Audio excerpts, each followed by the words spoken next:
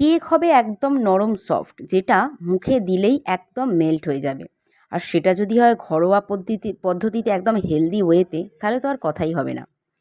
আমি কিন্তু জীবনে ফার্স্ট টাইম, হ্যাঁ ঠিকই শুনেছো, একদম ফার্স্ট টাইম আমি ঘরে কেক তৈরি করলাম, সেটাও মাইক্রোওভেন ছাড়া, শুধু পুরোপুরিভাবে গ্যাসে।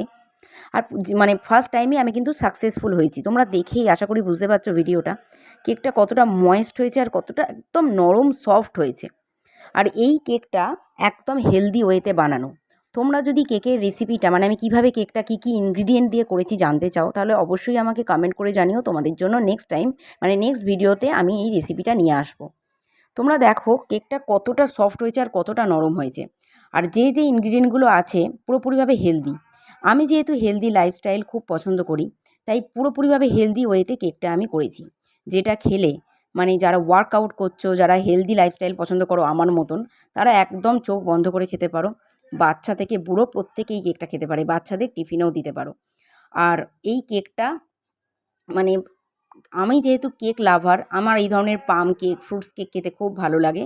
এরকম বাড়িতে বানিয়ে রাখলে কথাই নেই, সন্ধ্যেবেলা চায়ের সাথে তো দারুণ জমে যাবে। ভালো লাগলে অবশ্যই জানিও। বাই।